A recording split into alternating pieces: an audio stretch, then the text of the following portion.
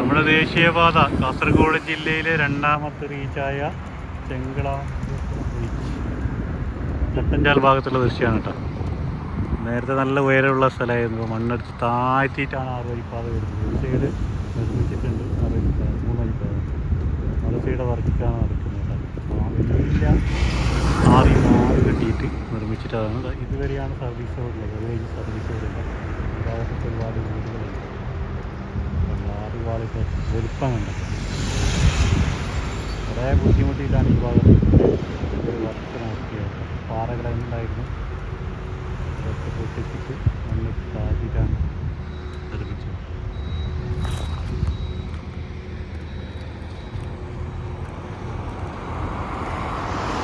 നേരെ ചെമ്മന്നൂർ അണ്ടർപാസത്തിൻ്റെ മുകളിൽ അപ്രോച്ച് റോഡാണ് അറിയാം. ഇവിടെ നമ്മൾ ദേളിയിൽ നിന്ന് വരുന്ന റോഡാണ്. ഇപ്പോൾ ഈ ഭാഗത്ത് ക്ലോസ് ചെയ്യുന്നുണ്ട്. ഭാഗം ക്ലോസ് ചെയ്യും. ഇവിടെ വന്നതിന് ശേഷം ഇപ്പോൾ സെൻറ്റർ വാളിൻ്റെ സെൻറ്റർ ഡിവൈഡറിൻ്റെ വർക്ക് നടക്കുന്നതാണ്. ഇവരൊക്കെ കോൺക്രീറ്റ് ചെയ്യുന്ന ഡിവൈഡറാണ് ഈ ഭാഗത്തുള്ളത്. നമ്മൾ പല ഭാഗത്തും IOLCCൻ്റെ ഭാഗത്തൊക്കെ ഇവർ നിർമ്മിച്ച സെൻറ്റർ ഡിവൈഡർ ഇവർ ഫിക്സ് ചെയ്തതാണ് കാണുന്നത്.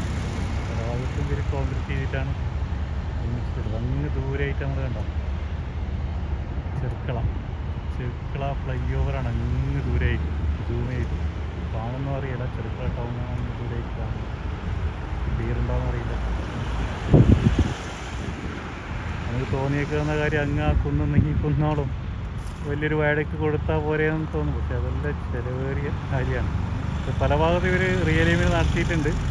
അപ്പോൾ പല ഏരിയയിലും ചെറിയ വയഡക്റ്റൊക്കെ കൊടുക്കാമായിരുന്നു. വളവൊക്കെ അതേപടി നിരത്തിക്കൊണ്ടാണ് ഒരുപാട് ഏരിയയിലൊക്കെ ഇവർ റോഡ് നിർമ്മിക്കുന്നത്.